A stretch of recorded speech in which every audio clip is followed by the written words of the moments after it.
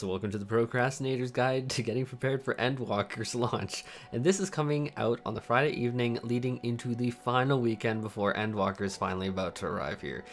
And I mean, right now we're less than 7 days away at this point, and I'm doing this guide, so to be quite honest, you're in very good hands here, fellow procrastinator. First up, I want to talk about things that I would put as a very low priority these next few days. Let me know if you actually want me to do a separate detailed video on this topic. I have no idea. Let me know in the comments if you would. I'm not sure if anyone would be interested or not. But first up is things that I'd avoid, and it is going to first up being best in slot gear.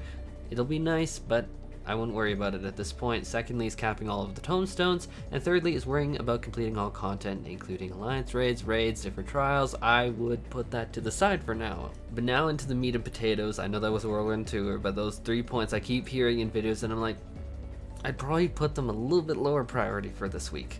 But first thing is something that I don't hear nearly enough people talk about, and it is actually going to be incredibly important with a new expansion. It is undeniable that you need to make inventory space. Oh my god, I have not heard nearly enough videos talk about this. I can say, as a procrastinator myself, I put this off for an expansion and I ended up just buying more retainers until it got way too bad.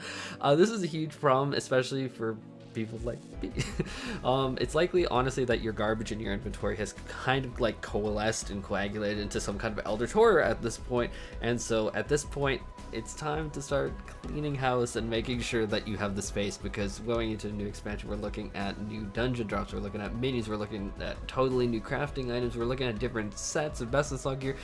We're looking at a lot. Now the next thing is kind of tangential to inventory space, and it's going to be mailbox space. And if you pre-ordered Endwalker like I did, Your Menphelia's earrings, which is going to be a very, very powerful item, especially if you already do have everything to 80 like me. You're probably like, well, who cares? Sage and Reaper, there's two good reasons to get. And so that's going to boost your dungeon experience or any open world experience. Basically, they aren't applicable in things that are instants, like we're looking at like Boja. The earrings aren't going to work there. Oh boy, the third point. This is something that I also don't hear enough people talk about, and that might be because this is how they're making gil. And so it's very meta for even especially crafters actually, but for a lot of people to like stockpile gear, materials, and a bunch of other stuff like trial drops or Eureka essences, Bojan essences. Don't worry about Eureka at that point, especially because people are likely going to take Sage and Reaper into Eureka again into Bojan content to level. But basically what people are trying to do is they're predicting the market before it happens, collecting a bunch of cheap items now, because the market board has, for all intents and purposes, boom, crashed. It's super cheap to buy things right now. Other than a few things, it is like these are the lowest prices you're going to see in general. But I should reel it back there. If I'm to be quite blunt right now, it's very late to be buying these items and like stockpiling. Most people that stockpiled have been stockpiling like 4 months ago. So like this is your last chance to get in there. Buyer beware though, and I do want to make this super clear because a lot of people did do this with the material market, and then we saw like the prices of materials peak right before a patch date and then crash on the patch date when everyone flooded the market board. Prices might actually be at their peak right now from everyone trying to stockpile, so pick your markets carefully, but this is definitely something that I have personally been investing a lot into. Fourth is to obviously complete the MSQ. This is going to be very funny admission, but I have still not done the 5.5 MSQ. I've just done that because honestly I just haven't had the time to sit around and I don't want to worry it when I'm stressed. Basically, learn from my mistakes and or the mistake that I could have made if I didn't catch myself on this, and just finish the MSQ. Next thing that isn't explicitly mentioned and required is that job quests for the jobs and roles that you're looking at taking to Endwalker, you're gonna want to complete those. And it's funny because for me, I literally only did the healer one, and I actually stopped doing it at that point. I think this is actually going to be one of the most worrisome things for me personally going into Endwalker, is making sure that I get all of these done, because I played literally everything, so I'm like, I'd better sit down and actually grind these out. Now is another thing that a lot of people don't really talk about, I guess because it's just like there's other things that you could talk about, but I think that while this might be cliche, it's very important in my opinion for you to sit down and figure out, hey, this is what I want to level first and take through the MSQ first. A lot of people that I know are looking at tank first just because they know that the tank queues are going to be so insanely good. That's one of the reasons why I'm going to be leveling it after all the healers, because it's just like tanks for the first few weeks are going to basically be blasting through way faster than even normally, which was already pretty fast, but being a tank into Endwalker with Sage and Reaper, healer, and DPS jobs being added is like plan it out basically. I'd also suggest like looking at what you're even interested in playing, and I know that a lot of people are going to be like, yeah, I know the skills for like a month now, I paid attention to the media tree. I know, but I have a lot of people in my comments that are far more casual than that, and so a lot of them don't even know anything. Like, it's just like, did the bard get a new buff? Yes, of course they did. It's related to Coda and collecting them that you will eventually spend on a huge song, and it's going to be really, really buffy. And it's like, oh my god, that's so new. I don't even know. Like, there's more examples, you know what I mean. It's like, Sage is a barrier healer. That's news to me, but it actually is news to some people. So I do have on my website, the skills are all put into my website. It's FFXIV, and then it's /skills. It's ad-free, paywall free. I don't do that bullshit. I just am looking to get information to people. Genuinely, that is all my goal is. So if you want skills lists like that and you're sick of clicking around PDF files or images or 1,000 bookmark tabs like what I was personally doing before I got annoyed did it myself like this, then head over there and check it out. That's one reason that I actually unironically know that people are probably going to use it, because I know I wanted to use it.